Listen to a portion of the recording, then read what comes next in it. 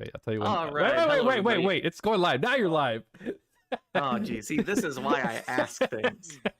Well, man. Hey, everybody, thanks for stopping by to episode 27 of Cap Ray's Last Cloudy podcast. I am that Zero, joined, of course, by our awesome co-host. We have DK. I put it for episode 37. What's going on, guys? Okay, what's up? And Jawline. I don't know what you're talking about. So we are episode 37, right? You said 27. I could have sworn you said 27. 27? I think you said. Did you say? Okay. I might have misspoke. You might have. Okay, that's something. I put it for 37. Sure. All right. Oh man, this guy. All right, cool. Anyway, hi everybody. It is collab time once again. Fun old times where we get some cool stuff in the games. Yes. This time around, we have the Tales of series. So we've got 2 units. That's probably going to be a longer podcast to be able to get through. But yeah, 2 units from the Tales of series. Have either of you guys played the Tales of stuff? DK, I thought I saw some excitement from you. You've played them, right? All of them. Yeah. Okay. Except for the JP ones. There's some JP ones I haven't played yet. I can't read it. The only Tales of game I've played is Tales of Arise. Yeah, I know you got into that pretty hard when it first came out, and you even made like a video or a few videos on it. And just, I know this is gonna press some buttons, but guess what? I skipped all of story. That's why I'm nodding my head right now, because I literally asked him that question, because he told me he skips all the story for LC. So I asked him, I was like, when you actually play an RPG, do you skip? And before I even finished this thing, he's like, yep, skipped them all. Wow. But yeah, that's my interaction with Tales of. What about you, Zero? Nice. None, absolutely none. But I've had a couple friends in the past that like lived and died by them, and they were just like, I played every single game. It's really awesome. So I've heard very good things. But all that I've known is like they're really good JRPGs that had like really interesting mechanics every new iteration, and like kind of has some different tones. So kind of like Final Fantasy, except like different, and just generally every game is apparently really good for the most part. It's very comparable to LC. That's probably why a lot of people play LC, is because of the nostalgia from like Star Ocean and the Tales series. Awesome. Yeah, which are my favorite. And like back behind me, all those up there, that's all Tales of Exilia collector's editions. Like, oh, nice. Yeah, that's so great. no, I'm a big Tales guy. Beautiful. So how pleased are you with the units that they actually selected for this? We have Stan Aelarion. Is that right? I don't try anymore, bro. Back in the day, that was all reading text, man. When I was a kid, I couldn't pronounce half that shit. Like, so as an adult, I'm not gonna be able to do it now either. Yeah. So Stan and Luke, are you happy with those picks that they had? Yeah. One of the complaints that everybody had was that the lack of females, and it was just more, and it was all guys with swords, which I do feel for that. But Luke, Tales of Abyss was amazing. Tales of Destiny is one of my favorite games or series, because it's a 2-part series. Tales of Destiny 1 and 2. So I was really, you can't go wrong with Tales. There's just so many characters. It's so hard to cover every single unit. We would definitely need at least 2 more reruns of this game to like cover those bases. Because I know a lot of people want a Lloyd. A lot of the female protagonist. Velvet. I mean, Velvet's a hand-to-hand combat type of girl, so that would have been really interesting to see her in here. That would have definitely changed some stuff as well. But I mean, honestly, I'm happy. I love the artwork from the arcs that we got. We have Yuri on the way. We have these 2 awesome units. So no, I'm extremely happy. Of course. Nice. Yeah. Awesome. I'm definitely on the boat of like, hey, we got a collab with an RPG that spanned like 20 years with a huge cast of characters, and yet we got 3 more sword users. Yeah, I can see that. I can see that. But our first 2 here were pretty good. Yuri, who will be part 2, looks really cool.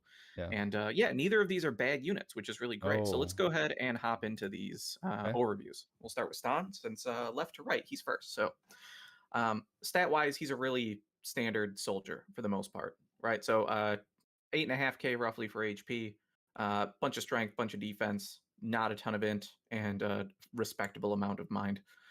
Fire unit, got some fire resist, gross amounts of earth resist. I didn't even realize that before. About 40. That's a lot. Yeah, that's the highest in the game, I think, so far. Yeah, that's crazy. At least for earth, yeah. Yeah. And then minus 30 to ice, which makes sense for a fire type. Weak to blind, kind of weak. That kind of sucks, but Res to Curse and Illness. I'm not mad at that. Both are pretty good. I would say this is pretty standard for the most part. Not exceptional, not bad. So, fine. Abilities.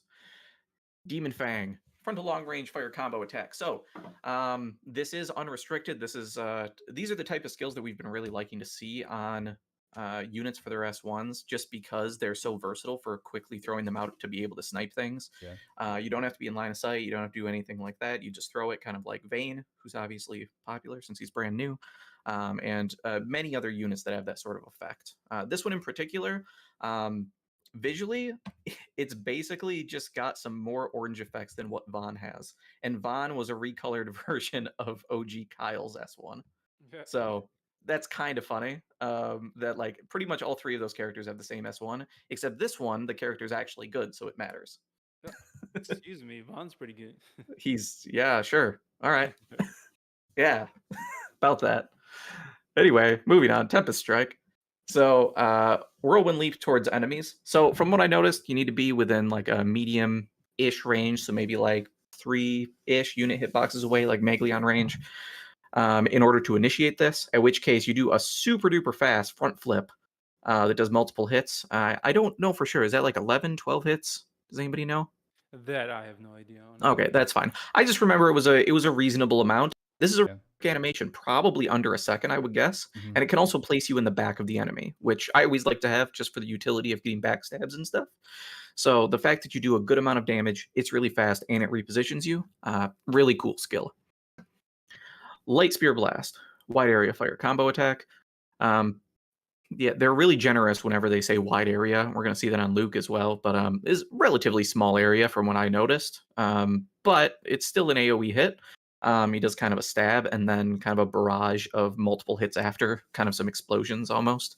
And it's his highest hit skill, obviously. So yeah, good stuff. Just hits really hard. You do have to be right up on an enemy. So if you're close enough to regular attack, you should be able to use this one as well. It kind of reminds me of like the I think it was the gun lance from Monster Hunter, where you can like stick it into somebody and then it just like explodes multiple times. Oh yeah. You know what I'm talking about, Joe. I know you're a Yeah. Monster Hunter fan more than I Yeah. am. But that's what it reminded me of when I first used that. Just like stabbing it in and then just exploding multiple times in their face. Oh yeah. So also Definitely similar to reminds like Dante's S2, kind of similar to that too, where you like We don't. yeah. We don't talk Except about except good. Except good though. that. Yeah. Okay. Yeah. There we go. Anyway, so his special, powerful fire combo attack to one enemy. That's about as basic bitch as it gets. It's one enemy. It's like 40 something hits. It's not great. It's just not. I mean, it could probably do some decent damage. I would say it's probably comparable to maybe like Shift Rollin special. But yeah, nothing to get excited about there. Traits, the thing that always makes people really excited and makes or breaks units. Yeah. Usually. All right, so Swordian device. When attacking with fire physical attacks and special, gain Swordian device stock. Gain more during boss waves. Boost SD level and device skill effects based on the stock level. Okay, so I do have some details on this. Compliments of the homie Ichigo in the community. He actually did some testing on this and has the details. So basically, in order to gain a level of this, you need 84 Swordian device stocks. And you gain those by every fire physical hit or special hit. Now, if you're hitting multiple enemies, it does count multiple times. So if you're hitting a mob of enemies with your abilities, it's going to gain those stacks even faster. Now, unfortunately, fortunately and unfortunately, this isn't a buff, which means you can't visually see like what level you're at, other than keeping track of your current damage cap. So if you're capping, you can see how higher and higher you keep climbing. That's a way that you know what your stocks are. And also, when we get into his passives, he's got a passive that every time he gains a level, he gains a stock. So that's another way you can sort of see that you've gained one level up, is that you got a free stock of some skill. So I wish yeah. OC was more like was more helpful with these things. Like, give me something Yep. that'll let me identify what it is. You know, like Yeah, I posted this. it's a guessing game. Yeah, because of this, I went and I posted another thing over in the dev feedback about that, because there's a lot of things like this that are completely hidden, where you kind of have to guess and keep mental track of things, like simple things as, hey, every time you kill an enemy, gain a stack of this thing that like raises your damage cap and stuff. Like Roy has that, Sword of Corpses has that. Like there's equipment that has that sort of effect as you get kills, but you have no way of knowing how many kills you have unless you just keep track yourself. Yeah. And it'd be really nice if they had some sort of UI option to be able to view some of these kind of background passive stuff. Yeah. Now, I think the reason that they did this, where it wasn't a buff on screen, is actually a buff to him as overall usage. Because if it's not a buff, it means it can't be dispelled and make you lose that progress, which is something that like it's very rare. But like Lug in that boss fight can dispel, and that'll get rid of all your buffs. That would mean if this was a buff, he'd be able to wipe out all your progress, which would really suck. Yeah. You know what I mean? So it's good, but it's also really annoying. So, oh, and the extra hits for boss wave, you basically gain double for each of your hits on a boss wave. So, yeah. So that's what it means with the extra ups. So, good stuff. Heir to the Sun's Courage. When only one weapon when only weapon equipped is one sword, fire physical damage plus 80% and damage cast plus 20k. Nice. Easy. I like it. Easy. When that sword happens to also be fire attribute, the strength of that sword is basically doubled, plus 100%, and special damage plus 80%, and damage cap plus 12,000. Now, that seems pretty good, but really at the end of the day, what you're gaining from this is double strength, because his special, like, nobody's going to care that much. If you're building something where you really want his special to be good, then it'll matter. But otherwise, it's not the end of the world if you just end up running like Pure Blade or something on him. Like you're not losing that much by not running on attribute here. But if you can, cool, extra free bonus. It'll probably be slightly easier to cap. So good stuff. Any questions or conversations you guys wanted to have on summary abilities or traits before we move to the skills? Probably not on my end. He seemed like, just plain and simple. Yeah. Plain and simple. He's very straightforward compared to the next unit we'll talk about. Yeah. I mean, he has some pretty cool. The breaking is pretty good though. I mean, if you don't have Murrin, this dude breaks. Like, he's breaking. Yeah. I mean, we'll definitely get to that for sure. Like I missed that line. I'm just saying he's not complex. Like, for him to be a good breaker has nothing to do with I'm just talking any complexity. So yeah. All right. So some stat up stuff. Great. He's got a very light guard package, but I will say it's some impactful guard stuff, survivability, and getting SCT back. So, as far as free stuff, that's not bad. Auto protect, bunch of fire bonuses. Cool. The only crit thing in his kit is crit raise. So that's interesting. It kind of feels like if you're not going to give him really much of any, that seems like a random one. Mega Drive either, Fire Mega Drive. Yeah, so that's a little bit weird, but I guess we'll take it for free, because why not? Fire weak point boost or physical weak boost. That's great. Yep, we absolutely like those. Opposing victory, survivability. All right, getting into the basic boost. So favorite sword, doppelhander boost. Obviously he's a single wielder, no getting around that. Armor high boost, so clearly he actually wants armor specifically, not cloth, just because you do gain more benefits off of it, so that's great. Skill charge 1 is just really convenient for new players to have, because I don't know all of his SET costs because I didn't actually get him, but usually skill charge 1 is going to get you 1 or 2 or close to 2 on those S1s, and when you could just fire those off in a line and it just plows through a row of enemies, feels pretty good. Indomitable Spirit, you always love to see it. Free life save, nice. Strategic Point, we only had this on Shift Lance before, an extra 5k damage cap while they're in break. I want this to become teachable. That would change the way that, I think that us as a community would care more about breaking if this was teachable. Honestly, probably. Because this would apply to dual wield. Like, this is not a single wield skill. This is something that, like, you could throw on your dual wield units, and if you can coordinate some break, that's a good little bump of damage. So I like it. So I hope that becomes teachable one day. That would be excellent. All right, then Breaker and One Blade Breaker 2. So he's got a whole bunch of break boosts in here, which we've never seen a single wielder that can actually break. But he is basically the first one that's actually pretty solid. Shift Lance was like a cute attempt. Yeah. And he was like mediocre at best. Violet was a fail. Was it Violet? Wait, or, who? Who was it? Violet. Who was the breaker that's supposed to come Crow. out? Crow. There you go. Crow was the failure. Yeah, Crow was super mid. Yeah. So yeah, not great at all. Violet was a counter. Okay, I remember now. Yeah. Absolutely. So anyway, I guess real quick we'll touch on the break stuff because I did some talking with like Odium, who did a bunch of really extensive tests.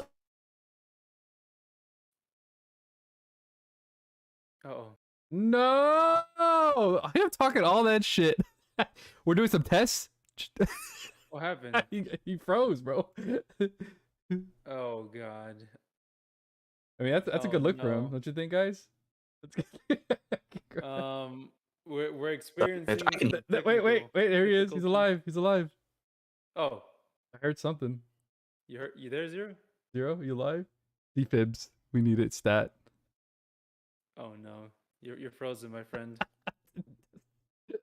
No, he's frozen. Wait, stream froze or he froze? No, he froze. Yeah, stream's still going. No, the stream's still going. It's literally just Zero. Call 911. Oh my god. So where was he? Where? I mean, I can't. Okay. I mean, we were talking about Stan. And we were talking about clearly we were talking about Stan. We were on the. He's like, oh yeah, we were talking about the breaker. Yeah, we're talking about how his single willed breaker. Yeah, just on a side note, I know I put it in chat, guys, but while we're waiting for Zero to come back, we actually had a guy, Odium. He did a dual wield test on Stan, a breaker, and it was equivalent to Murren's break, which is pretty interesting. So I know it's like not really, ideal. A lot. Huh? I said that's saying a lot. It says a lot, yeah. It really does. Saying it's close to Murren. Let me see what he said. Computer decided to restart because fuck my life. Getting back on. Meow. All right, cool. Hi, I'm here. All right. What's going on? I 100% was not just screaming profanities at inanimate objects in my room. You all right, man? We were about to call the ambulance, man. Jesus Christ. I don't know what happened. My screen just went black. I could still hear you guys. And then my computer decided to just restart for no reason. Nice. That's hilarious. Great. Good stuff. Murren is DOH. I don't care what anybody says. He came with the UR. It's a first of its kind. He's DOH. Yeah, we were saying how you were going over Stan's break, and then DK was saying about Odium testing his break on dual wield, and it was very, very impressive. Yeah, well, I asked him to test dual wield just because I was curious, and it was pretty funny, the results of it. Yeah. So what I figured would happen is that with dual wield, I figured he would end up being better than Murren in break, but the damage would just be way lower. Yeah. But it turned out he basically just turned into Murren. Right. Like his break was almost identical, and he was like a shy behind on DPS. But if you actually just use him, hold on. Before I keep talking, I'll get my screen back up. Let's get your screen going first. Yeah, we'll get that back up so I can get back in here. Bear with then us, we'll get in here. with us. Yeah, sorry about that, everybody. So anyway, when things are really being used properly, and he's not in dual wield, he basically does like 70% less break, at least on his S3 for sure. I don't know about his S2, but on his S3 it's about 70% less than Murren, but he does double the DPS basically. So pretty fair trade-off, I think. So good stuff. Real quick, DK, click on Zero's icon so that you can see his webcam. He's on. Oh, you got it? Oh, okay. Yeah, he's there. Sorry. Nice, cool. It just now updated on the stream. Oh, gotcha. So anyway, breaker stuff, cool. Device attack. So basically, as you raise that passive level up that he has from doing his physical and special attacks, he's going to gain extra damage cap as well as damage. So, feels good. Exceed. So every time that you gain one of those stacks, you also get a free stock of one skill. So, that could hit some S3s or even S2s, which are respectable on damage. So, and like I said before, quick trigger? A little bit? Well, kinda. quick Kind trigger of, in sort the of. sense of You the yeah random skill gained. yeah. Essentially, you get quick trigger. You get a quick trigger type effect every time you gain a stack in that wave. Yeah. Mm. Every time you gain a level. It's nice. So Yeah, yeah, definitely nice. it's cool. Device heavy. So another boost to break. So the longer the fight goes on, the better his break's going to get. Probably not a ton because this is additive with everything else, and he's single wheeled, so I don't think it's probably going to be that noticeable at max. But either way, more break bonuses. So good stuff. And we will note the stuff we were just talking about comparing him to Murren was without this bonus because we can't sit in a fight that long. Things would just die usually. So Yeah. Hot-Blooded Man. So Brave Start, or Wave Start. We have Brave and Fort, Last till Incapacitated. Cool. I always like to see these types of things. Kind of the almost auto spells or auto buffs. Fire Spell.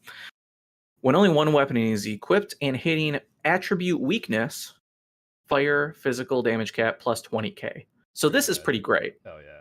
I really like this. Yeah. So this just helps to stand out as like, hey, use him in his necessary role of fighting things weak to fire, and you're gonna wreck face.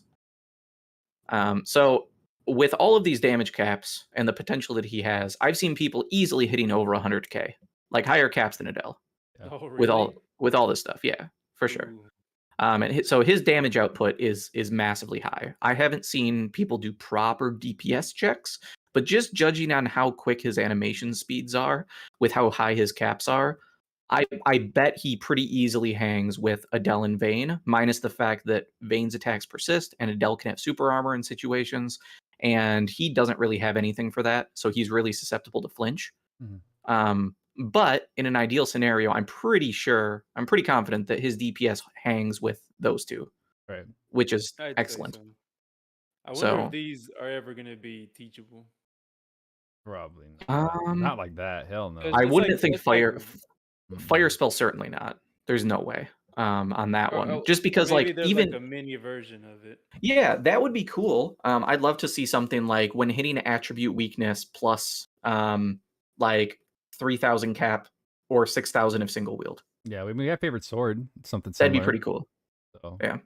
So I'd love if they gave us something like that. Like just elemental favorite sword or something like that. Yeah. Like weak point breakthrough is probably what it would be. Something like that. Okay. Like, I mean, it's pretty much like the Mega Drive. It's 30%, but they got 2k cap. So like they could do weakness what is it, weak point boost, where you get the 30% damage, but then you also get damage cap, so like 2k or something. But anyways, yeah, I just think it'd be pretty cool if we could get. It would be cool. Like I agree. So that would be nice. So anyway, overall, good stuff. I don't really have much that I can show other than going in with the NPC character, which of course they're continuing down this trend. I think the community had good reception to them actually building units properly, support units. Yeah. So like they're just completely stacked, easily cap, and just they just feel badass. So I will say Stan feels exceptionally fun to play. He's really straightforward, but like he's got a ranged snipe attack. He's got kind of a gap closer on his S2, but it's just really fast and snappy. His attacks chain together really well. The S3 feels really like meaty and powerful, you know? So yeah, I highly doubt that anybody that got Stan has used him and been disappointed with how he performs. Because he's just solid. Straightforward, solid unit. I guess should we take a look at his paids right away? Absolutely. Before we sure. Switch units? All right. They're pretty crazy. Yeah, I don't think they're that crazy, but I would say that out of the 4 potential weapons that exist, his sword's probably the best. I think it wouldn't be as crazy if it was a 50% break, but to give us 100% is pretty good. Well, the thing is though, like 50% break would be for like a dual wield unit. He's single wield, so getting 100% break when he's already got like 500% bonus break anyway, like it's still a marginal increase overall. Well, when we were anticipating what the pays were going to be, everybody was saying 50%. I was like, no, either 100 or 150, easy. So yeah, I'm definitely glad it was 100. Yeah, I'm glad they did that as well. And then we got some damage cap, which is nice. And some fire attack damage and fire attribute. I mean, it's just it ticks all the boxes for all the stuff you could want. So you don't need it by any means. You don't have to go spend money for it. But like if you already did spend money, this is the thing you get easily because it is best in slot for sure. It's not really debatable. So solid weapon overall. Overall, between both units, is that what you're saying, or Between both units, this is the highest value thing in my opinion. okay, Yeah, personally. gotcha. His armor, continuous haste. I never really care. I don't think it's that good of a passive, but for Yeah, free, his cool. audio is low. Physical attack damage taken minus 10%. That's good. Nullify crits. That's pretty great. I could see that if you had this, he'd probably. I'm guessing he could probably hang an arena. He already comes with his fire crit raise for free. He's got an S1 that you can throw out and then be ranged, which has been really popular as of late in arena. So, I could see this being something you would definitely take, because nullifying crits is not a common thing that you see. So not a bad armor overall.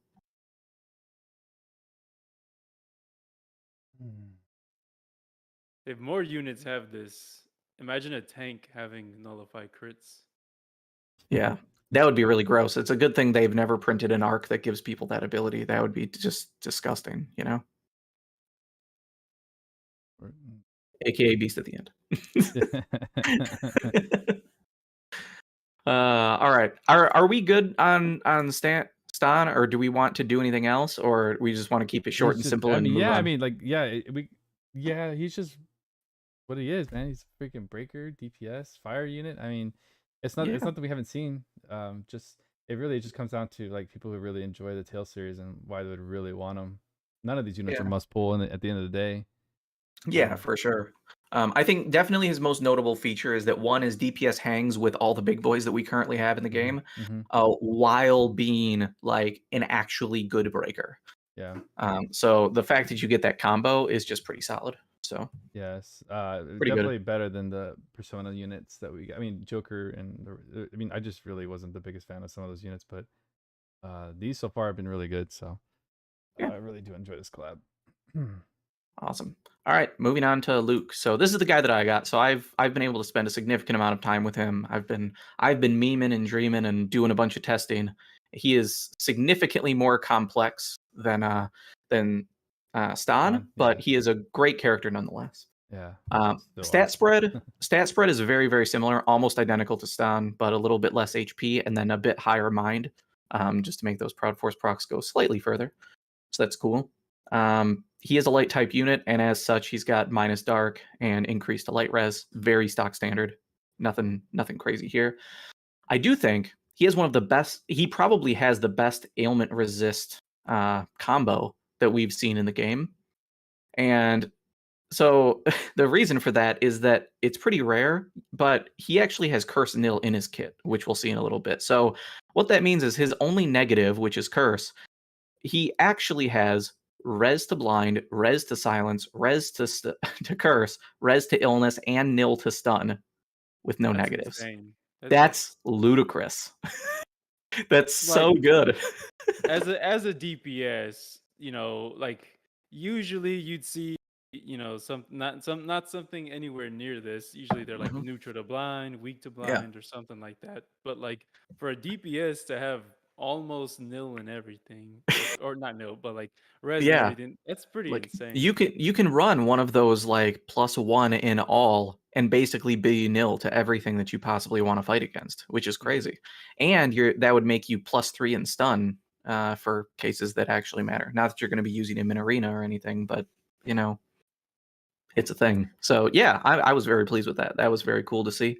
The only other unit that has resist even getting close to this is probably Murren, who's basically resist to everything except weak and stun. And this is just better. So fun stuff. On to abilities. So Rending Thrust. So this is a gap closer. Anywhere on the map, you always love to see it. This is a bit, I would say in general, my experience and personal opinion is that Luke's abilities feel a lot clunkier than somebody like Stan and some of the other units we've seen lately.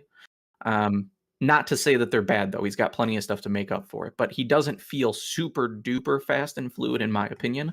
He's not going to be somebody that's just going to be zipping around the map and like instantly killing things like Adele. Much longer animation time overall.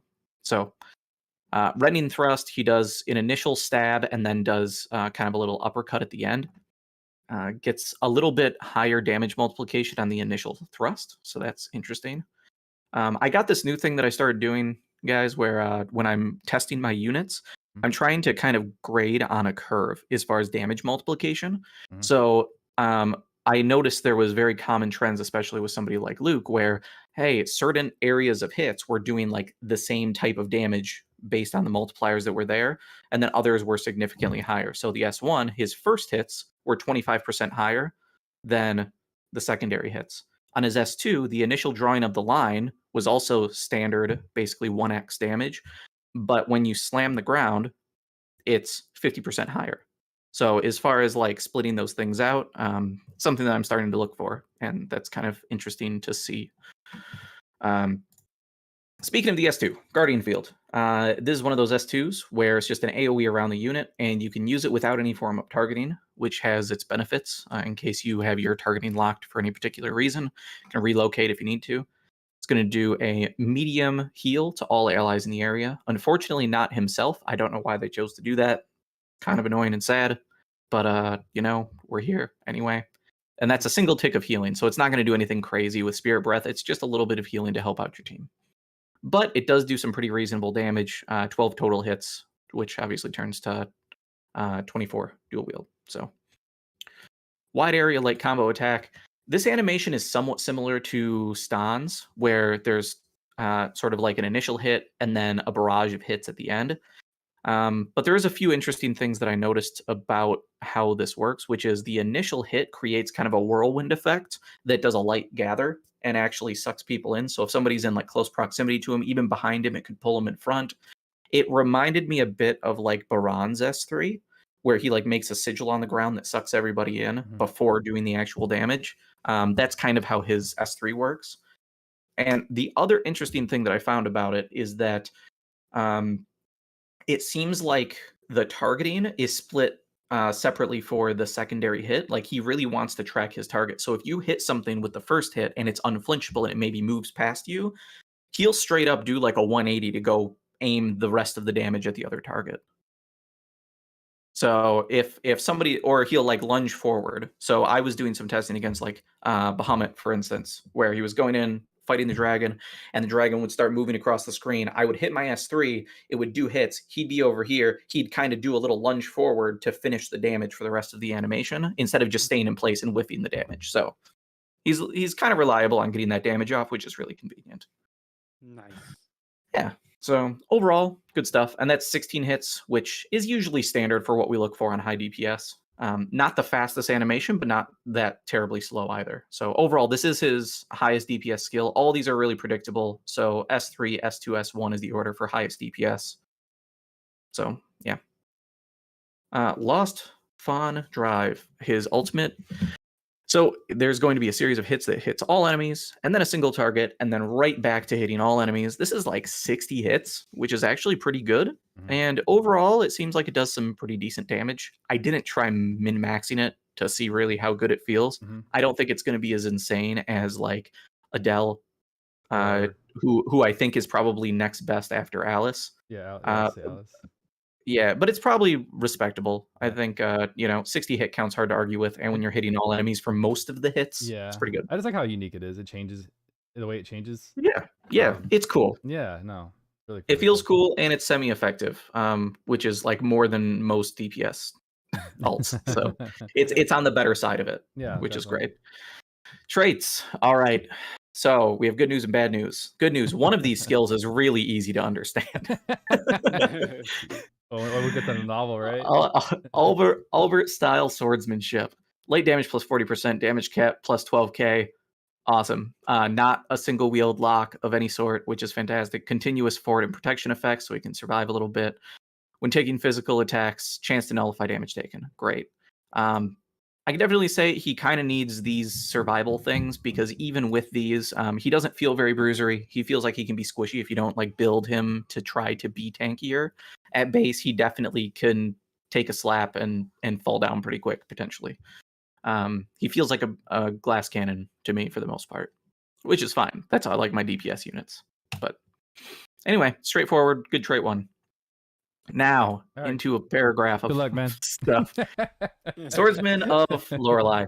So when using a skill, fill OL gauge and give unit the OL gauge buff based on the amount of filled OL gauge, max level 1. So the easiest way to explain this is there's a hidden gauge in the background, and every time that you consume a skill stock, you will fill that gauge. You do not have to complete the animation. It has nothing to do with hits. As long as you can consume a stock, it counts towards it, which is really great because it means if you're getting flinched out, it doesn't really matter. You can initiate it for half a second. You'll still get full credit towards your gauge buff. So that helps. And basically his S2 and S3 both count for exactly the same amount.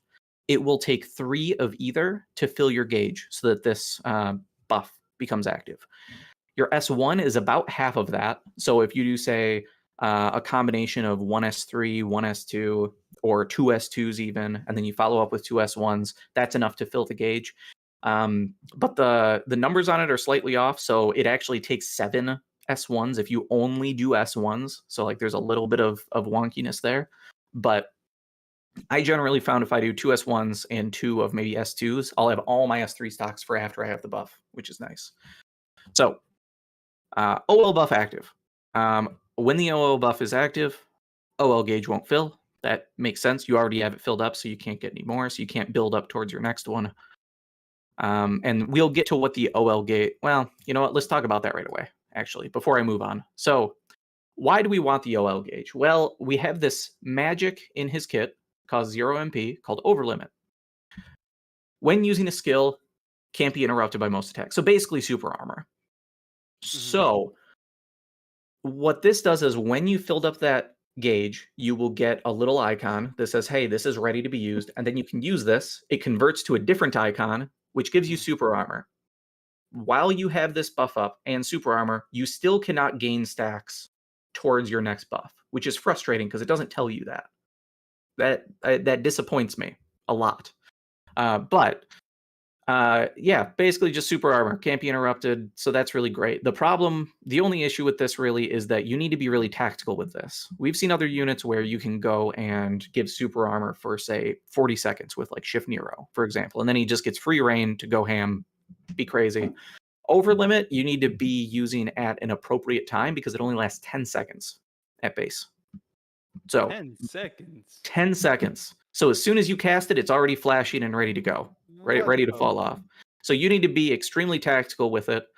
And yeah, that's just how it goes. So I didn't realize it was 10 seconds. That's pretty garbage, honestly.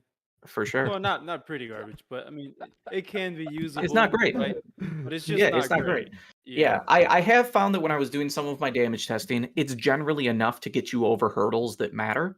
Like 10 seconds of DPS when you have the DPS levels that he has can be pretty significant, which we'll show. I'll do at least a showcase of him just for fun since I have him. But yeah, you definitely need to be really cognizant of it. Now, the good thing is when you fill up the initial buff that allows you to cast this, as far as I can tell, I don't think it falls off. I don't think it has a time. So you could gain that in the first, 20 seconds of battle or whatever, or even 5 seconds. It's probably more realistic because you can use that amount of skills pretty fast. And then you could wait until you know that maybe a boss is going to be spamming magic or something, and that's when you pop it. So then when the rest of your team is all stunned, he can sit there and just keep spamming abilities. So you just have to use it tactically. You can't just willy-nilly pop it every time that it's up because it's not going to do as much for you. So anyway, now Straight 2 has another interesting mechanic here. When a unit or allies are attribute attacking with skills or magic, chance to give unit FOF buff of that attribute. When given FOF buff, deal powerful extra attack of attribute on the next skill used. So there's definitely a lot of RNG here. I have noticed it seems about double the chances when skills are used to be able to give the buff. I'm guessing because SCT is a more scarce resource than MP. You can spam magic pretty easily. But so if you're trying to min-max this, trying to have other units with high hit counts being able to support him to help with DPS as your sub DPS can help. As it does say, a unit can also trigger this, so he can fulfill this on himself as well. I noticed that it feels like roughly a 25% chance per him using skills, but it is based on hits. So you have to be dealing hits specifically. So even though anecdotally it felt like if it takes me 8 skills to kill a boss, I usually get the buff like 2 to 3 times between him or maybe allies.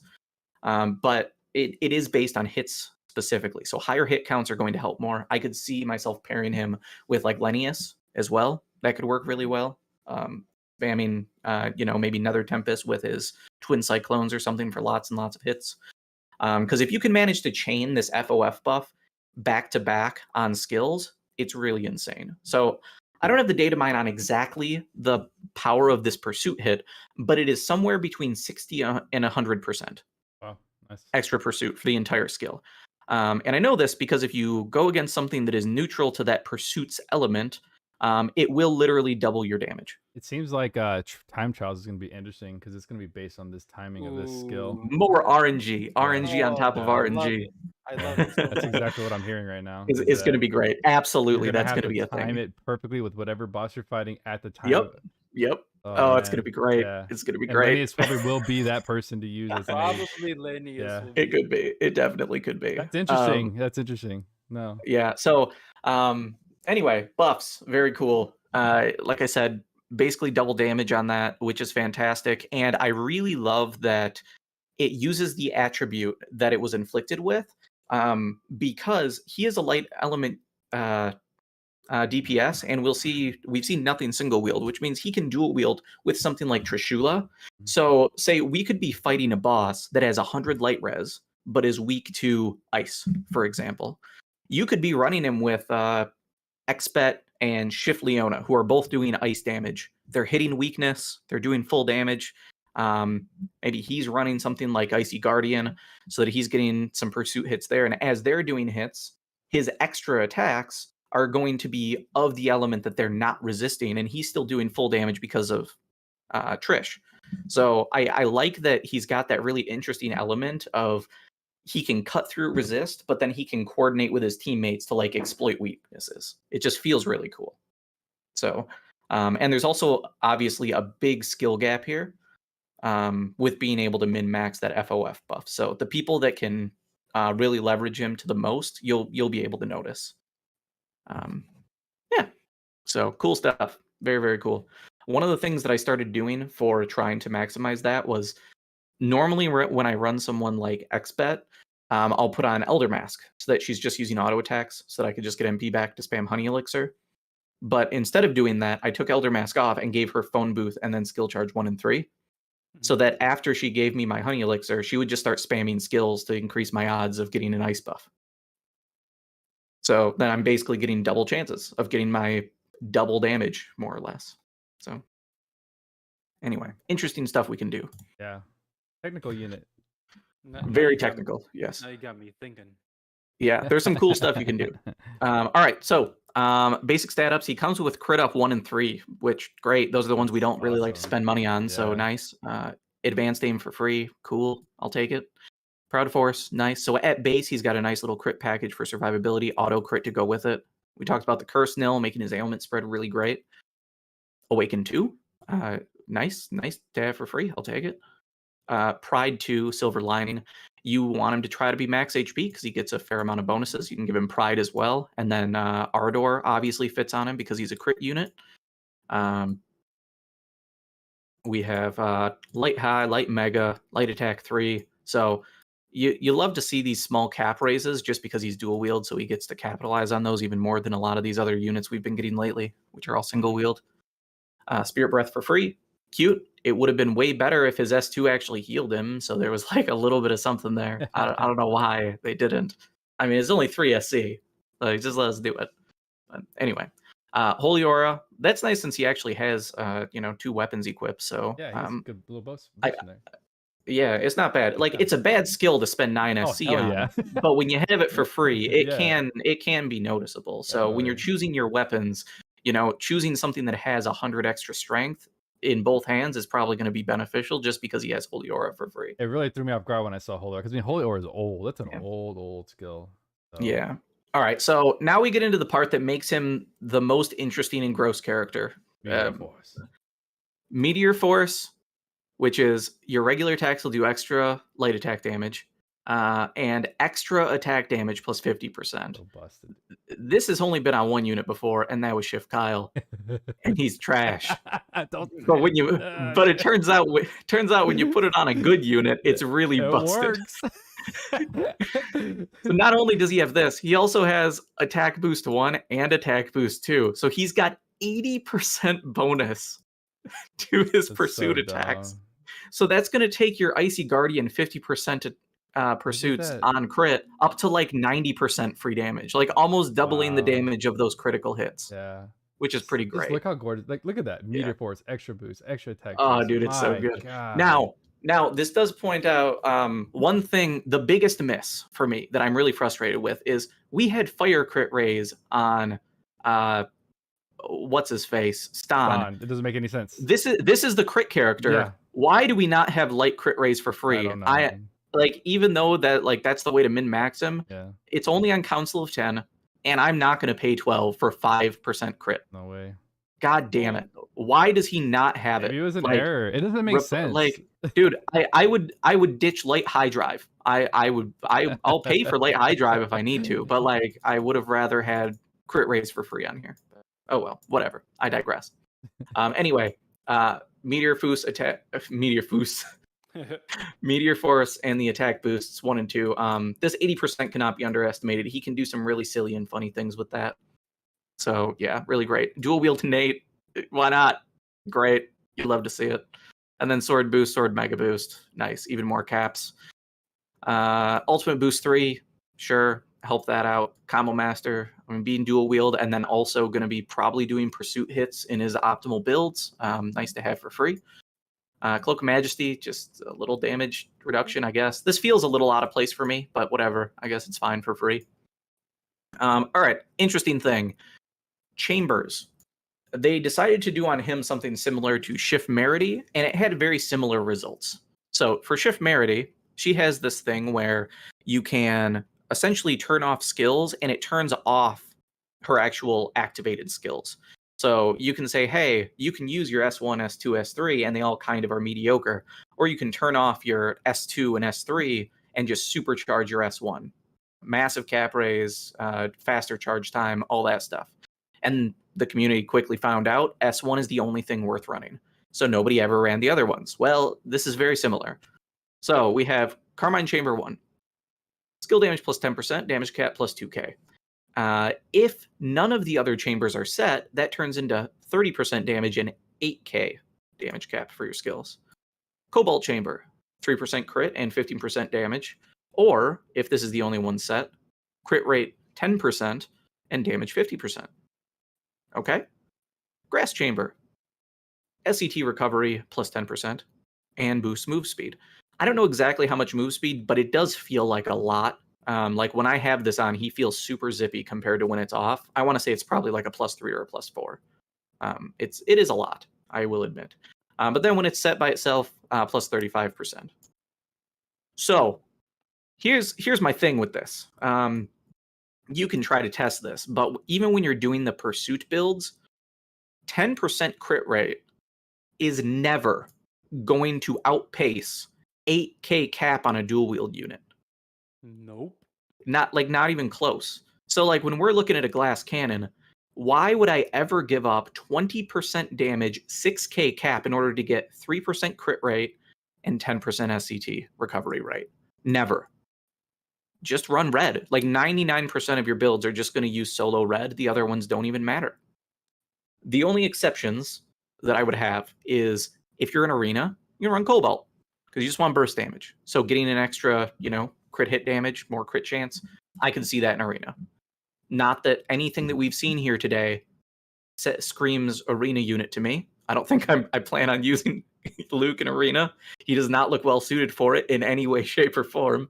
But if you wanted to, Cobalt Chamber makes sense. One way to find out. Grass Chamber. I mean, I shit on SCT recovery speed a lot, but like if you're going to give us this baby dick amount of recovery speed, come on. Like this, in my opinion, this should have been like 35% recovery speed base and then boosted to like 75 or 100% if it's the only thing slotted. And I probably still wouldn't have run only this. Yeah. But I would have at least maybe thought about it. you know. But anyway, the only time that I ever run these is I do have a regular attack build because his pursuits are so good, and then being able to get like the move speed off this is really nice, or the extra crit rate, and you don't actually need skill damage because you're just using regular attacks. So we'll get into that a little more. But recall, this is basically better decoy. It's a decoy, but you revive at full health. Love it. Good stuff. I'm going to change. Whenever an ally is incapacitated, physical damage cap plus 1k. I mean, to me, this basically doesn't exist because I'll just keep my team alive. But okay, longer fight. Maybe things aren't staying alive. You get some extra damage cap. Yeah. Not mad at it. Cool. So without this passive, I'm pretty sure he's hitting like 36k dual wield with no help at all. Yeah. If you didn't know, yep, that's pretty good. Yeah, that's pretty good. And then when we also have crit built in and a bunch of extra pursuits, I mean, that's a recipe for a pretty good unit. And then we have dual wield innate, and you can use Trish while still being on element for Goddess Kiss procs. You can completely ignore the pursuit stuff and the FOF buff and all that stuff and use him as just a generic old school DPS unit, and he's exceptionally good. You just run like Pure Blade and Trish on him, just some damage cap stuff if you got it. Use him stock standard exactly how you always would. Give him Pirate Feast, whatever. He's going to chew through enemies. He's going to be good just generically in most content. That's it. You don't have to think about any of the stuff. You just go slap things, and he's going to perform. But if you want to go min-max for a pursuit build, you can do that, and he's going to be even better yet. And then if you can min-max your entire comp to make the FOF buff work even better, then he'll get even further on beyond that. So I like that he's got a really good floor to potential where he's approachable and like anybody could run him and probably do decently good, especially if maybe you re-rolled for Trish. Which anybody that happened to get him and you just started or you're about to start and you want to re-roll to get him, Kaldina the Great's going to be your best because yeah, he's pretty prime candidate for getting that. Granted, you do have to teach him machine equip because at base, we can't even see it in here, but he can only use swords. So you have to teach him how to use other weapons. So that's a thing. But overall, good stuff. We'll look at his paids, and then I can do some quick showcase stuff if you guys want. Yeah. Sure. Yeah. So credentials. All right. So sword. Oh, we got to talk about the arc though after you're done with the page. Yeah. We'll do the arc, and then we'll do showcase stuff. That's a good call. Continuous Grand Brave. Okay. Make it a little easier to cap in general. Not bad. Light physical attack damage plus 10% and damage cap plus 15k. It's good. It's not crazy though. I went ahead and got it just because of Yeah. I mean, worst case, if you're gonna spend the money on something, like obviously get weapons for Maze. It's a good weapon. It's just not like broken by any means. I don't think it's as good as Stan's, but it's solid. Luke's coat, which is notably not a body piece. This is an accessory. Physical and magic damage taken minus 10%, not bad. And chance for special to deal critical damage. Overall, it's fine. Now, the fact that he does excel at pursuits does make this much more tempting to me than when we've seen this effect on any other unit that exists. Because he's already going to be able to run things like Heaven Lord Starbow, or Star-Lord, whatever it's called, Heaven Star-Lord. That arc where all of your crits can do 25% extra pursuits, and he's going to be amping those up to almost 50% damage. So if he can then also be critting on his special, it means his special is going to be getting much more potent. So I don't hate this at all, but I would definitely still take the weapon first because weapons are just valuable for Maze. So, but not a bad thing. Not bad at all. Good stuff. On to the arcs. All right, let's start with the not as cool one, the one I managed to get. This is the one nobody wants, I feel like. They had some pretty stark differences between their design philosophies on these two arcs. So, Battle of Eldrand. Arc trait, when an ally uses attribute attack magic, give a damage plus 30% buff for the next skill used skill of that attribute used. So that's kind of similar to what we saw on Luke himself with the FOF buff, except it's a little bit more focused. And continuous haste effect, cool, for free. Whenever special is used, all attribute attack damage plus 5% damage taken minus 5% resets each wave. Okay. This feels a whole lot like a collab LR to me. I don't know. Which is like, I'm never using this. I don't know. I don't know how to take that. Using this attribute thing. I mean, do we ever really use LR arcs? No. It's rare. It's very except rare. for DMC. There was DMC I used, and I think I may have used the Dr. Stone one. Yeah. Mobile Office and Urizen are both good. Yeah.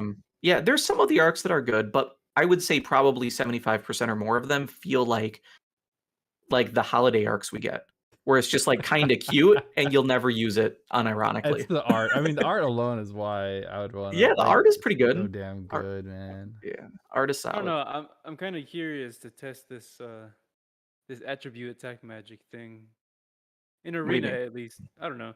Wait, what do you mean? What do you mean? So you give this to an ally or to the unit, and then you have some in PvP at least. You have your caster. Yeah. Obviously match the magic that the unit is. So I don't know.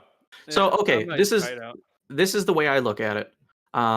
If you don't already have an arc that's going to boost your damage by 30% or more, then maybe this gets some use in arena. But there's a lot of other arcs that can boost your damage by 30% or more without it being conditional and only lasting one skill use.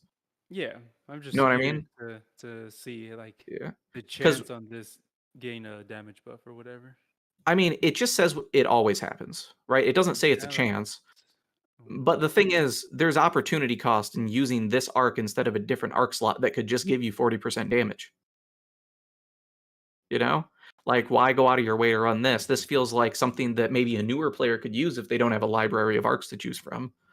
Yeah, I just think it's this whole part 1 of the trait is pretty interesting. Like that concept. I think it's cool.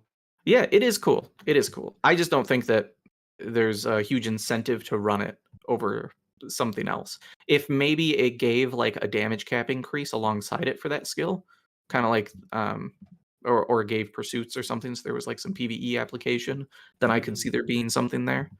But anyway, on to the teachables. Armor blind resists 3 SC for +1 blind. Okay, so I don't think we necessarily had a huge desire for this, but I like the precedence that this sets, which is another reason to potentially choose single wield over dual wield for units that maybe are on the fence about it. Like maybe you can cover your ailments better in the future because you can teach skills that make it more efficient to not run 2 weapons. Yeah. You know, like maybe you end up saving 5 or 6 SC because you're single wielding and you only lose like 10% damage or something. So it's not that exciting now, but you know, I like the concept. It's not bad. Would have been better at 2 SC, but I'll take it. Fast Holy Wall, Soldier Killer, already had it.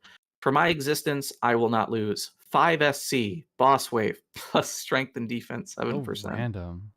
Dude, like... It's really random ass number. Like it should have been 10%, and it should have costed like 2 or 3.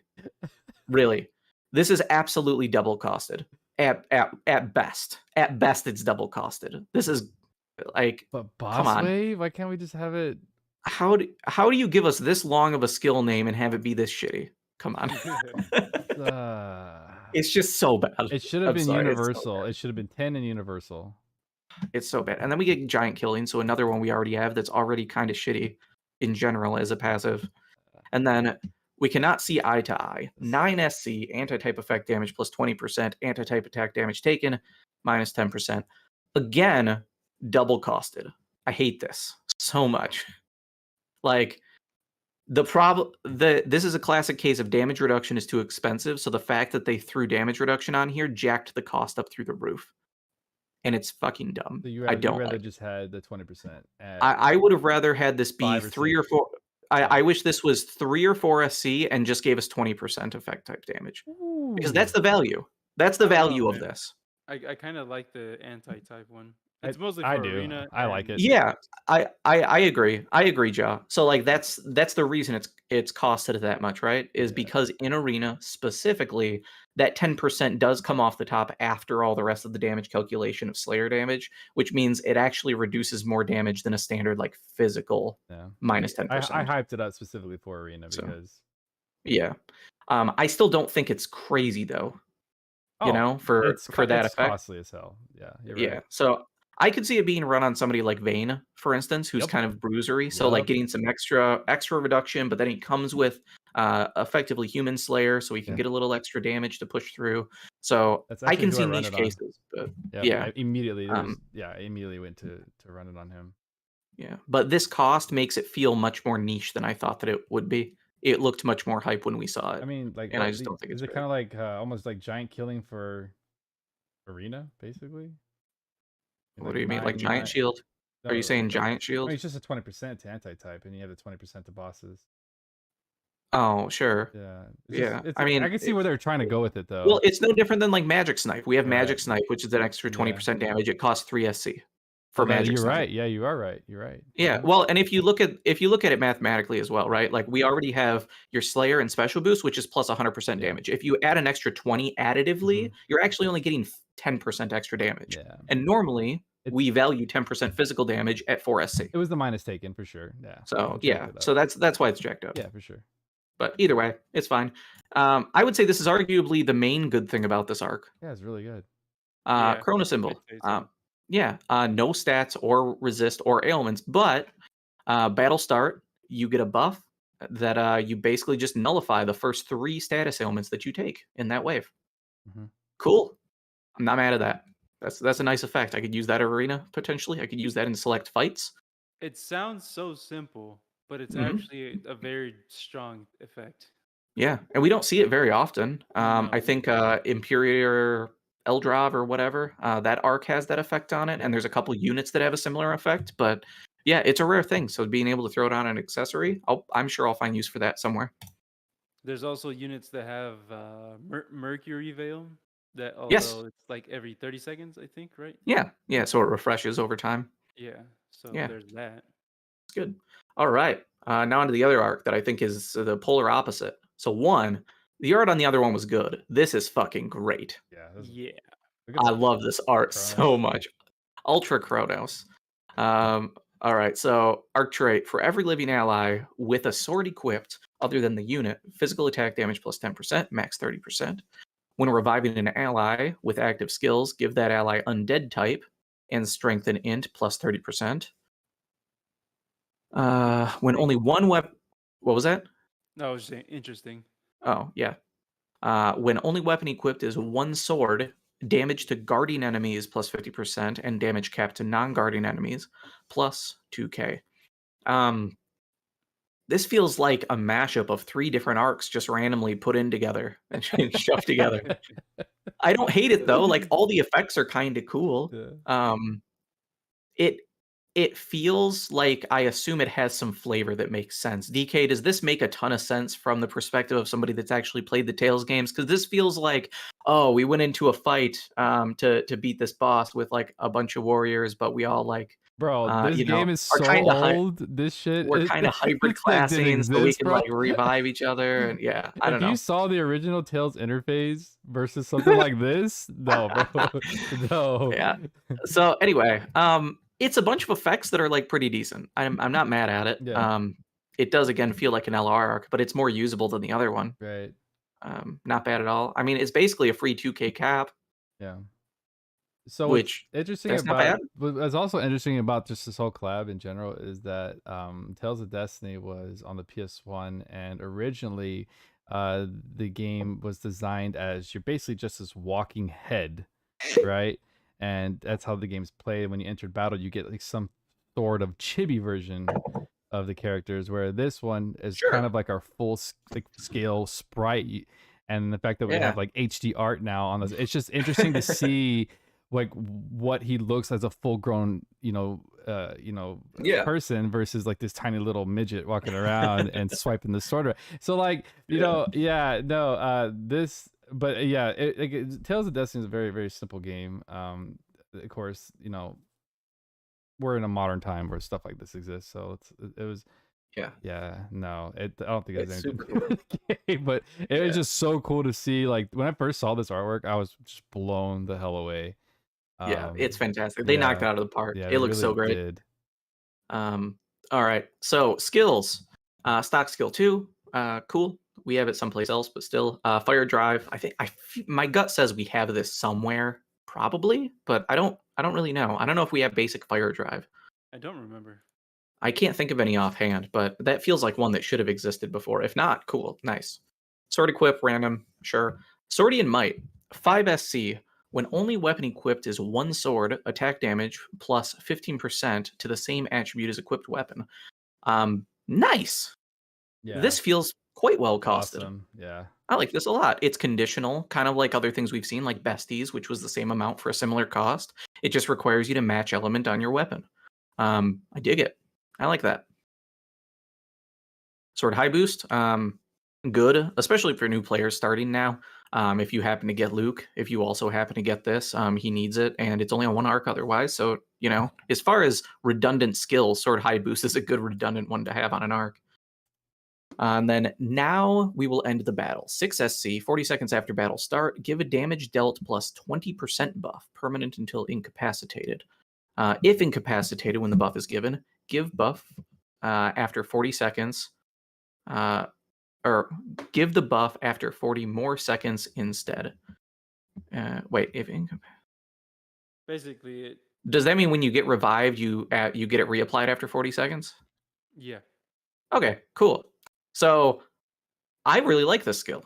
I think this is also very well costed. I think it'd be interesting if we see more of these like unfast skills at some point in the future too.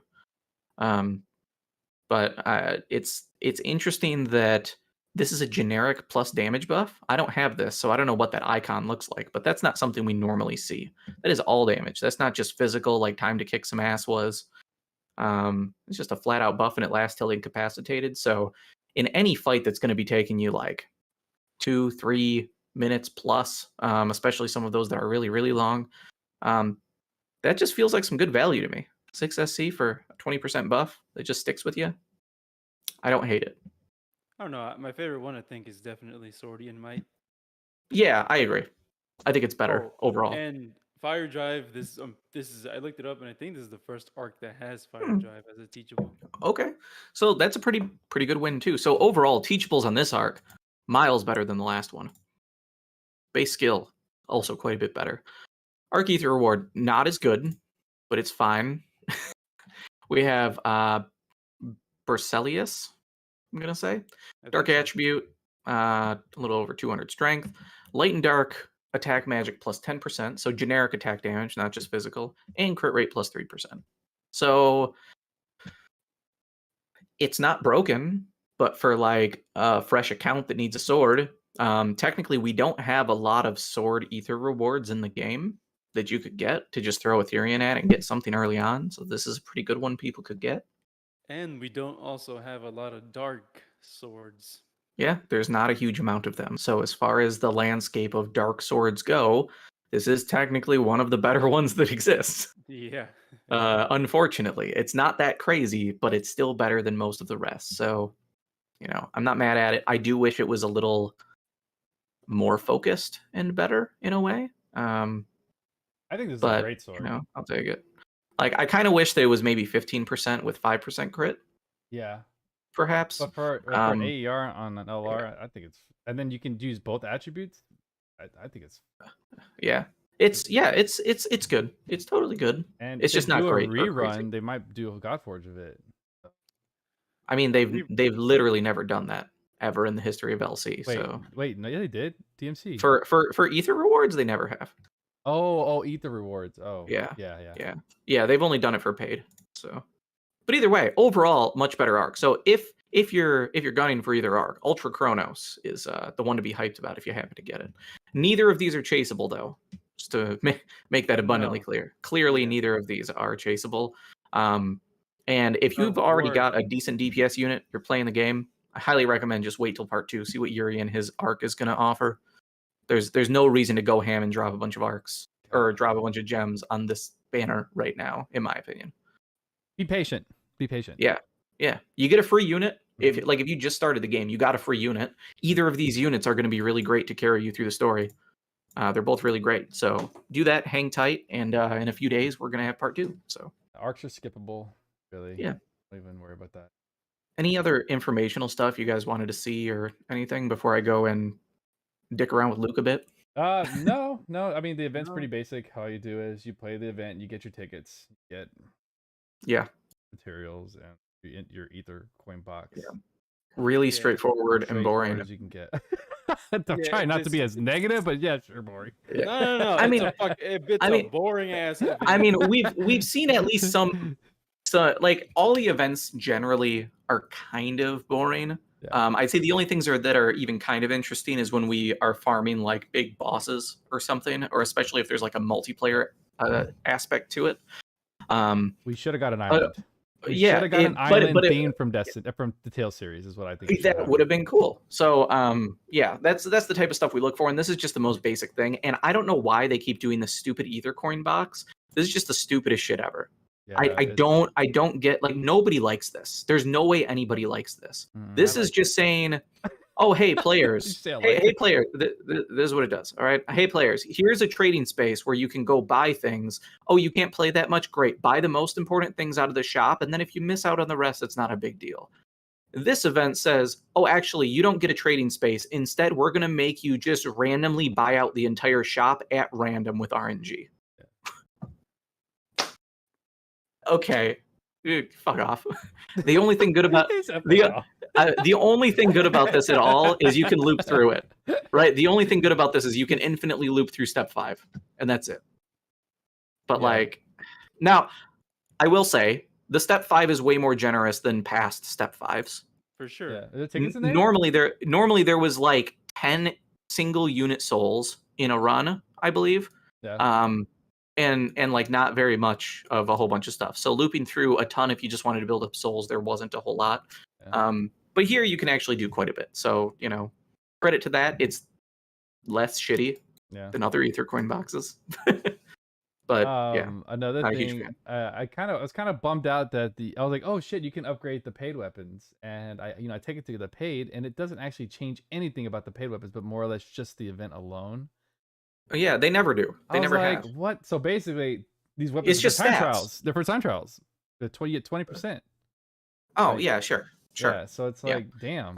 Well, and it levels them up so that if for some reason we ever get a rerun of it, they will probably get a Godforge. I think that we can expect that any Redux units, their paids, will probably get Godforged. But yeah, I mean, this is the same thing we saw with Virgil as well and Nero. Yeah. Like you can alchemy their stuff up, but it's not going to do anything because it's not a Godforge. Yeah. So anyway, nothing overly special there, but no, sadly, still stock standard event.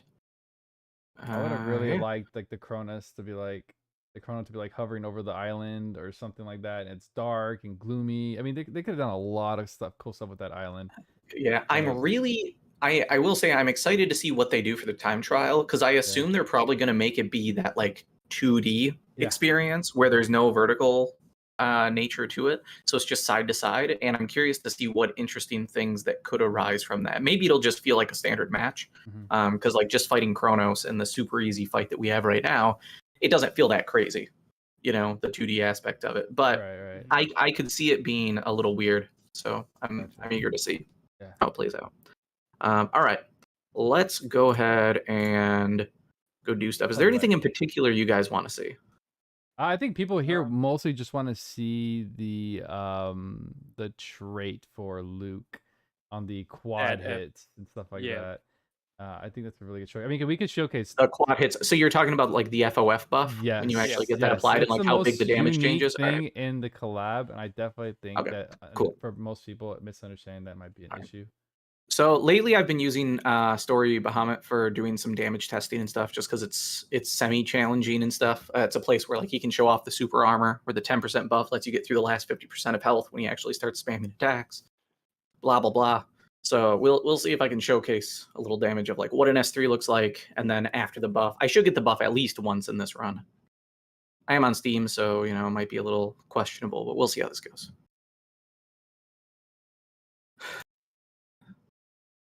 How was your? Alrighty. Huh? No, I was just gonna ask you guys' luck or how your collab luck went. Poor. I got the shitty arc, and that was it. Of course. Okay. All right. Well, what about you? What about you, DK? I'm saving my stuff for the videos, but I'm not showing my screen. I've been okay. quite busy with my stuff, but it was a very good. You saw it. You saw a piece of it. Yeah. Yeah. All right. So there's an pretty S. nutty. There's an S3. There's an S3. All right. So now I have the light buff. So you saw there was a few S3s there. I'm gonna go ahead and honey elixir him again, and then we'll see with the buff what this actually looks like. Was I actually capping there? I think so. Okay. All right. Yeah, not too bad. I think that my build's probably not set up for this anymore. I think I was doing some other stuff because I don't. It looks like I don't even have purple orb on, but yeah. Anyway, he does some damage. Yeah. Grant, I'm gonna lose this at this point, but you know that's no. all right. Tinky ult. Awaken 2 OP. Oh shit. Yeah, I don't care. Yeah, I'm not gonna bother. I don't care.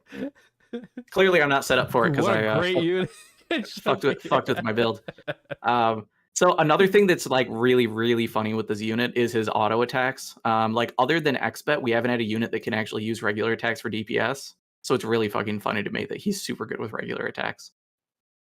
So let me just show.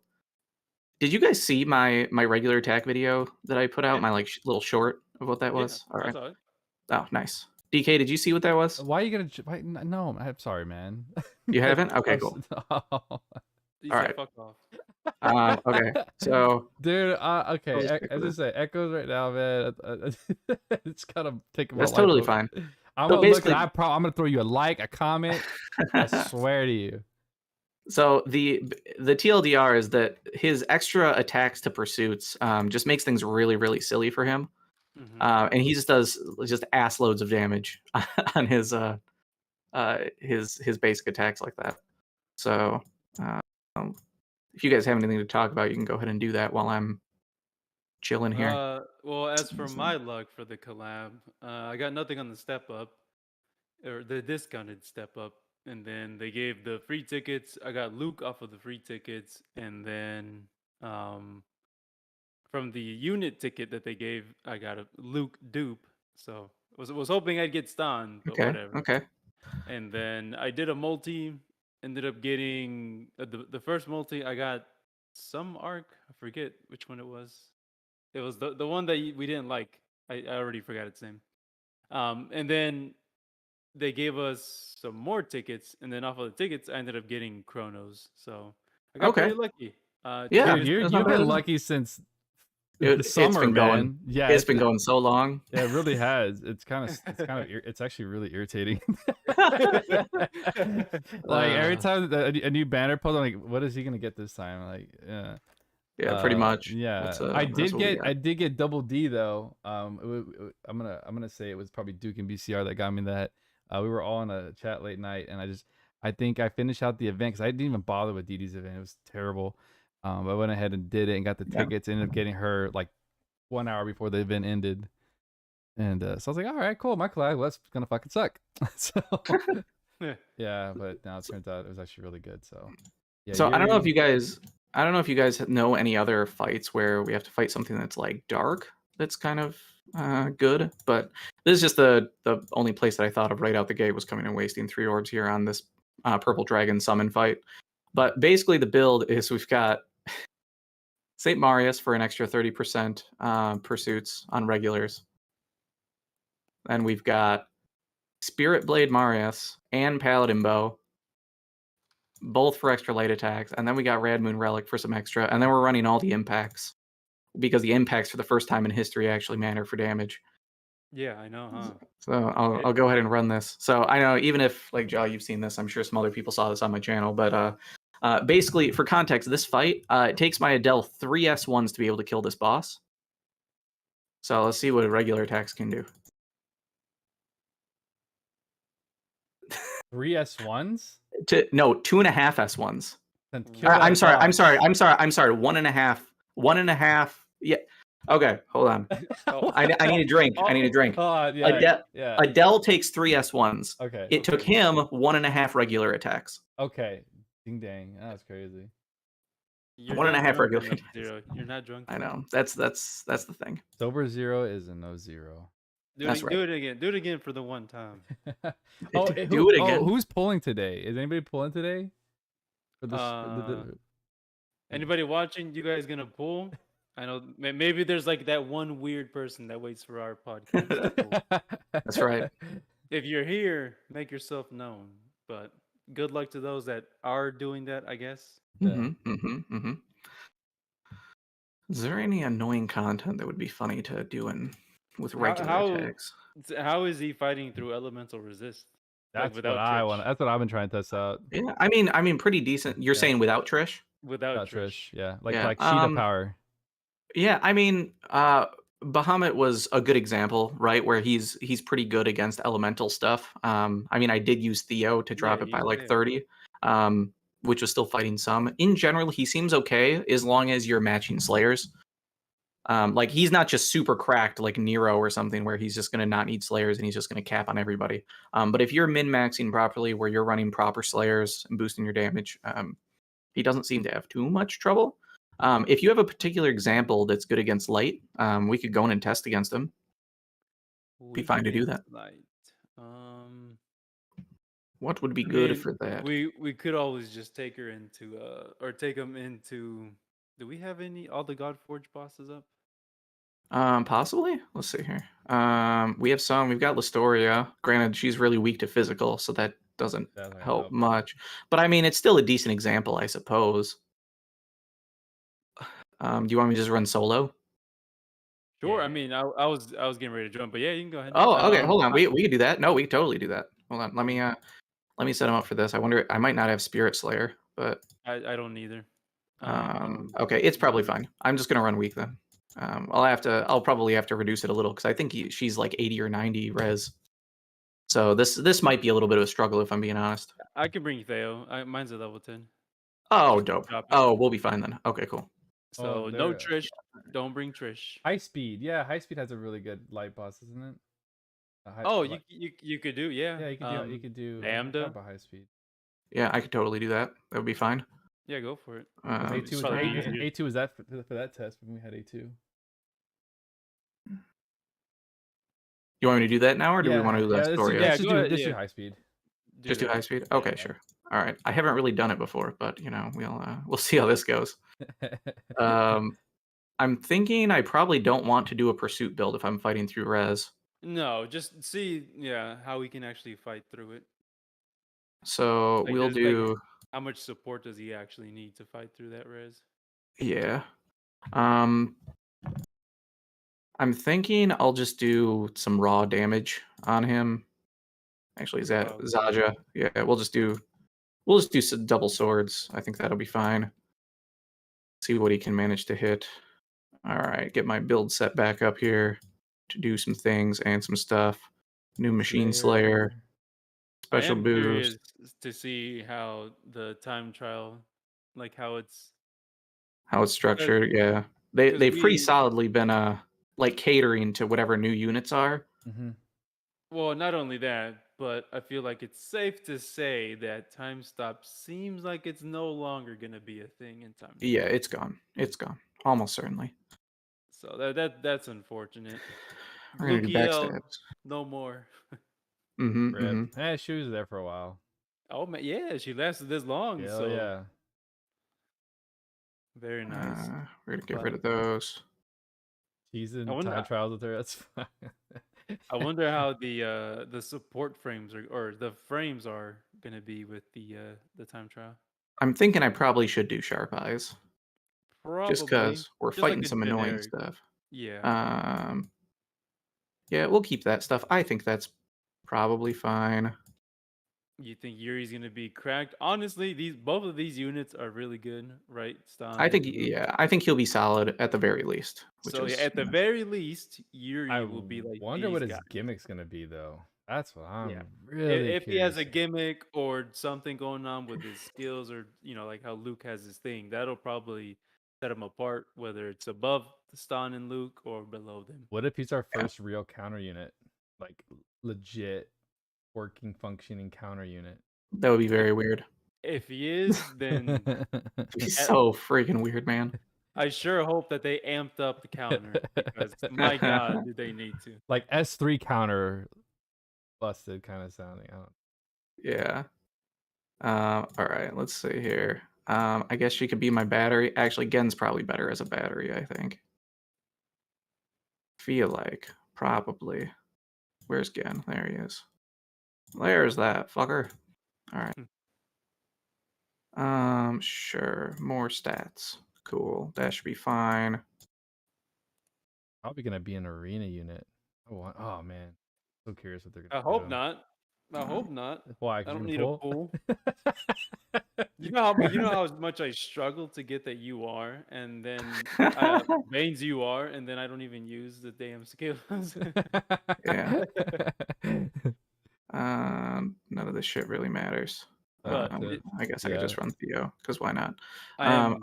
Okay, that's probably fine. You good? I think so. Hopefully, I'll get behind him. In theory, I shouldn't have much of an issue capping here, but we'll see. I think he has, what, 90 res out the gate? Yes. Okay, so I'd anticipate I probably need a week for it. Oh, he's 100 res, so I need at least 1 week for sure. Do you have that? Yeah, I've got Theo. Theo. So that'll drop it down to like 70. No, 60? 60. 70. Yeah. 69 giggity. Oh, right. even better. Even better. All right, so we're gonna do that. We're gonna run our asses over behind him. Hopefully he doesn't look at us. And we'll see here. All right, yeah, definitely capping there. Yeah. I don't even have my right bonus on though. Oh, nice. To be fair, I need my cobalt bonus or my whatever the fuck it's called. Oh, so I'm doing actual caps. Okay, I'll remove some stuff this time and see if I'm still capping. Wow, 69 res giggity, and it's really good. And it's still capping. Yep. Yeah. Like I said, if you're putting on the right Slayer, it seems like it's pretty good. All right, we're gonna invert that. We're gonna put that one on because that's important. And then let's get rid of something. I mean, I like the damage caps off that. How about Berserker? Berserker is a pretty big bonus. Or I keep it. Let's take off. Hold on. Let's take off Sharp Eyes. Yeah, I have Giant Killing 2 on. Oh, okay. Just for extra caps. Ahmad said that we need an active damage reflect shield unit. That would be pretty cool in Arena. I don't know how that would work, but pretty cool. All right. Let's see how this goes. So now I don't have Sharp Eyes. I lost 50% damage. Let's see if I can still cap through this 70 light res with this build. Oh yeah. Wow. 38k. 38k. No problem. Wait till the defense debuff goes away. Okay. Oh, true. Now try. Now he's got a still defense there. Okay. So on my so this is where we were saying my secondary damage. So my base damage is not capping, but like my secondary damage is. Select him. So select Lambda. Okay. No, he's got the elemental shield icon, so he's taking less element damage. But either way, I think that there's also a defense debuff that happened. I think that Gen probably threw down like a high drain or something, because I do have that probably on my units because it's so good. Why would I not? But let's take another look here. So I will remove some of this shit. Set only. Okay, so High Blazer, that's fine. Do you have anything? Oh no, I don't have anything, so I don't know why the defense was on there. Maybe that was from something else. But anyway, that wasn't too bad. But yeah, once his elemental res went up, I was only capping on my secondary hits from like S2, because the final hits of his S2 is the highest scaling stuff he has. And then his S3 was also hitting, but that was probably just because I have skill 3 boost. It has some extra damage. So I can take that off as well. Yeah, I was gonna say take. So I'll take that off. So now I don't have Sharp Eyes or that. Are you just trying to see what where it starts to drop at? I guess, unless you guys don't really care, which is fine. Like obviously, I would like cracked you to build them like if you were gonna do this fight at 69 res. Yeah, I mean, this is probably about like what I would do is just try to max out my caps and stuff. But like, obviously, I'm stacking him pretty high, 10%, 15%, to like another 20 and 25% here. These are super high stats, which means holy auras like making them go even higher yet. I'm running a DPS arc. How about like I bet if I game? take the if I take off this arc, Yeah. I bet you that I stop capping. So let's try that. Let's try going over to something like Stardust Live. What if you take off? What if you take off Gam without any like major debuffs? Because you know how he flips. What if you ran? Well, he flips by attacking, so it's kind of inevitable. No, I would say you took off him. Like if something, a lot of people don't have. Oh, Gam, sure. So yeah, sure. Be more realistic. Sure. I mean, I could just run like XBet or something. It would technically give me a little bit extra damage yet. Or I'll just go with Theria. Why not? There you go. Or Sarah, because I know she has Honey Elixir on. Oh yeah. Sure, why not? Because I think I was testing with her. Sure, why not? All right, we'll do that and just see what that looks like. Overall, he's looking really great. Yeah, overall, like I said, just as a generic DPS, he performs really well. Yeah.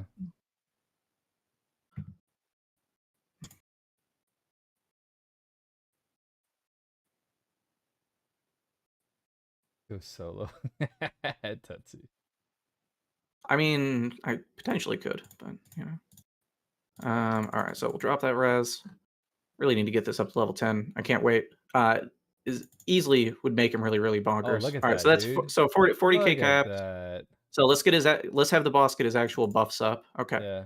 So now no longer because of that resistance. Oh, okay. Yep. So at that point we'll need some more. But still, I also neutered his damage intentionally. So yeah, or hurt it at least a bit, not completely neutered. Like he still has a lot of damage bonuses going in, but this is a hard boss to go against, and we're literally doing 30% of normal damage and hitting those numbers. So definitely not too terrible at all. And now if I were to come in here, let's do max out. Yeah, I couldn't go in solo because I probably need the backstab damage, to be honest. But you know what? Let's see if I don't have to. I'm gonna run my own Honey Elixir. Or you know what? Yeah, we'll do Honey Elixir. Why not? Get full stocks. Now I'm thinking. No, sorry. I'm just thinking in my head who I would pair like for the time trials with Luke, or what's the plan with this whole FOF buff thing. Lenius would be one of them. Yeah, Lenius is probably pretty decent. I tried doing some janky stuff like putting dual wield on Sarah so that she could use her S1s, which have no range restriction and kind of do like hits really quick. That didn't seem to do much for me though. I think it's just really low hit count possibly. All right, I'm gonna see if I can calf without surprise attack and backstab, because that would be pretty cool. I probably still need some debuffs or something, but we'll see. I'm curious if this is enough. If this is enough to work. I kind of doubt it. Let's do this. We'll get rid of that. Oh, Sharp Eyes won't work if I'm running Honey Elixir, so we're gonna do this. We'll just do Phone Booth. Let me just check the initial damage. Just cause I'm curious. Quad unit. All right. Do that. He'll probably end up getting flinched and shit. But hey. All right. I will need an arc probably. But let's see. No help. Oh no, I need Theo. I need Theo. I'm an idiot. What am I doing? Or I need to bring Weak. I need to at least bring Weak at the very least. I think you need to drink some more, honestly. Yeah. That thing empty? Probably. Yeah, I don't feel anything. Something's going on here. We're all on the fly. I didn't plan on fighting Lambda. And you're like, oh, Lamb. You asked me a light resist enemy. I know. I know. know. Light resist enemy. I know. This is true. This is true. All right. We're gonna do. So unappreciative. Okay, so another thing I'll note, his SET regen. Are you guys familiar with what all his stuff is for that?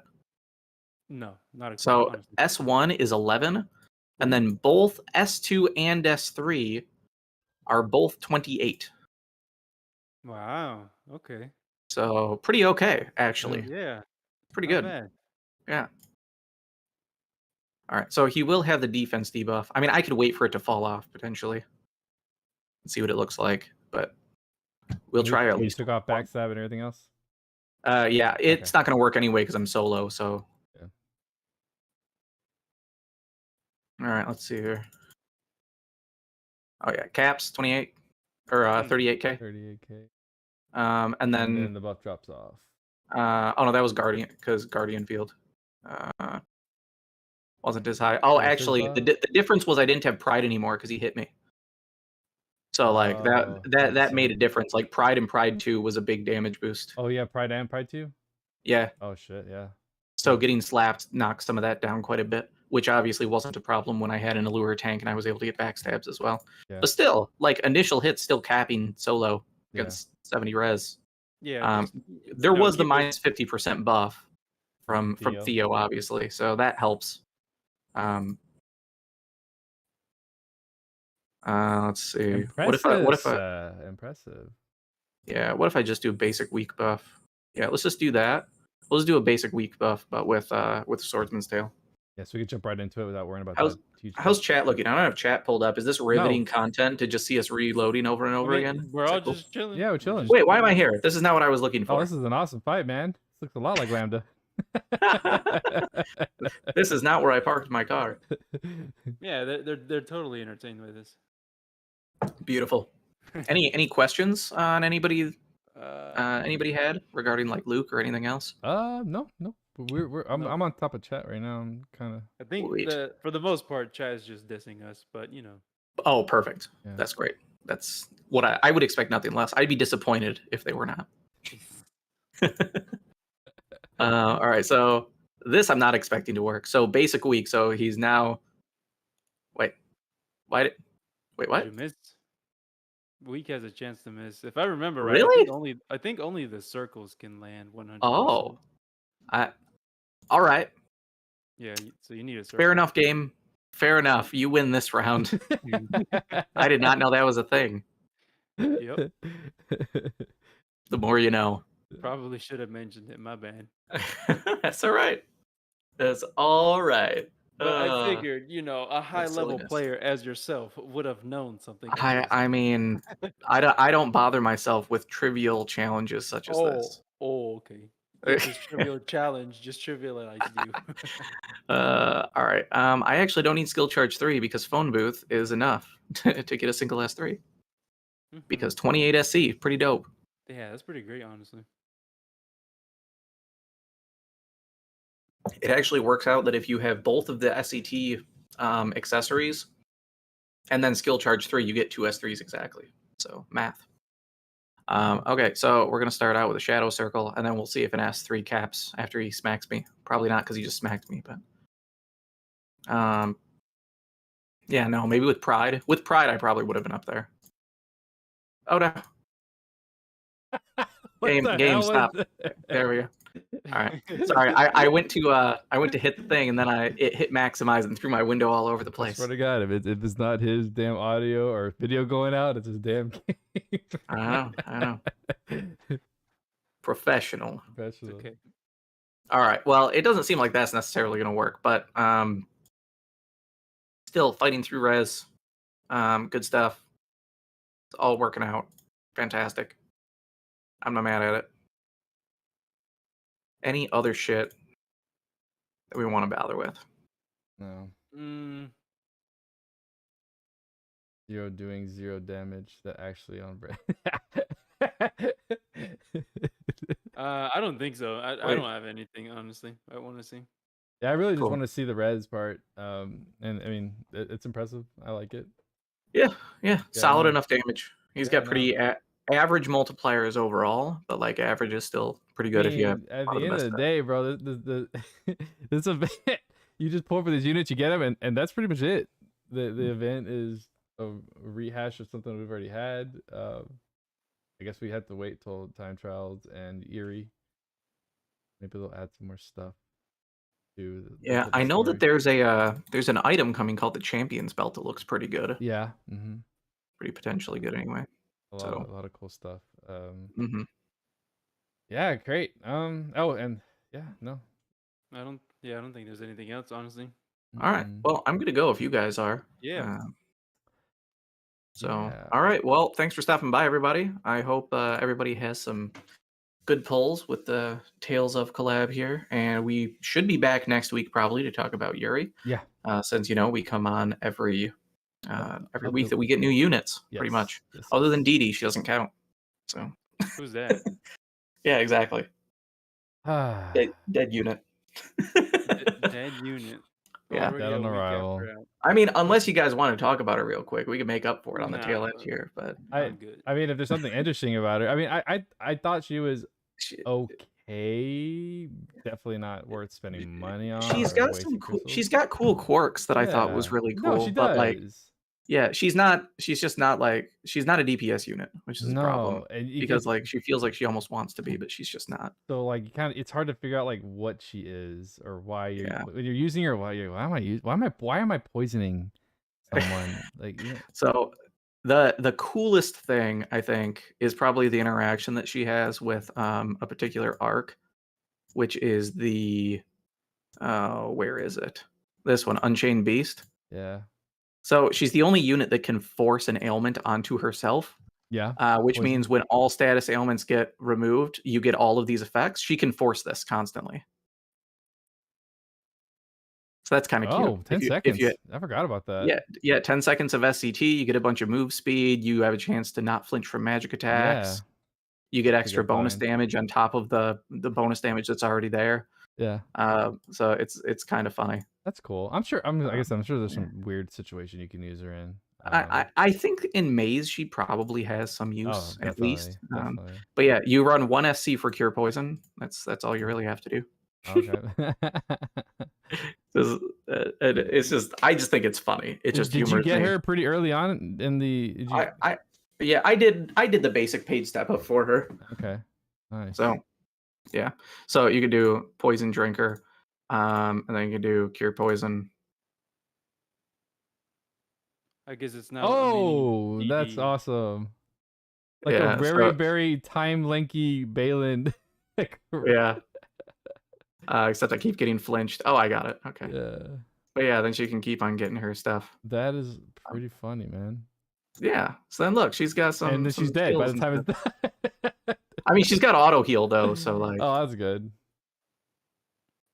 The other cool thing about her as well is like her ability to apply her unique poison debuff is like some of the other weirdly worded stuff in LC where it says that it's a chance to apply. It's not. It's 100%.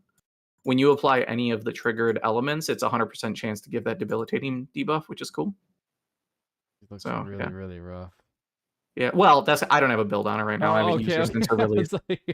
Yeah, nor like she at least does like kind of mediocre at that normally. There she goes. Yeah, I love she just disappears. Yeah, just goes into the ground. All right, nice to know you. Yeah, Toxic Burial is definitely her best ability though. That's pretty cool. Yeah, but none of her abilities persist or anything. They've got like hella long animations, so like she has no chance of being a good DPS. Period. Yeah. She's got decent caps. I think at base without help, like you can get her upwards of like 26, 28k, something like that. She does have a good 100 to claw. I did like that. Or her ward was 100. Her ward. Yeah, she has 100 to claw. Oh, sure. Yeah. Sure. There's just almost no claw units though. Like it's pretty rare that we get claw units. Lagrain. Yeah, and Shifleona. Yeah, we got Vayne. Out of all the weapons I could single wield, there's no way in fuck I'm putting a claw on Vayne. We got Vayne now. And Vayne is the champion. He's the man. Yeah, Vayne is pretty awesome. But yeah, this collab, neat units. The event itself, again, is really simple. We've had it before. Same concept. But overall, with the little testing, not even testing, but the little usage that I have with Luke, I like him so far. But I'm mostly excited about Yuri. See how that goes. Definitely. Yeah, absolutely. All right. Well, thanks for stopping by, everybody. Yep. Thank you, guys. Like Zero said, we will be back on the next one. Probably we will be back next week to talk about Yuri because that's actually the unit we are all excited for, and hopefully he has a really neat arc to to go with the unit. Thank you guys again so much for stopping by. We do appreciate you guys. The Jawline and Zero's channel are all in the description down below. Make sure you follow these guys. Awesome content. Zero is starting to do a lot more stuff now, so make sure you guys follow him. And then we will see you guys on the next one. You guys have a good night. Be safe. Peace. See ya. Bye.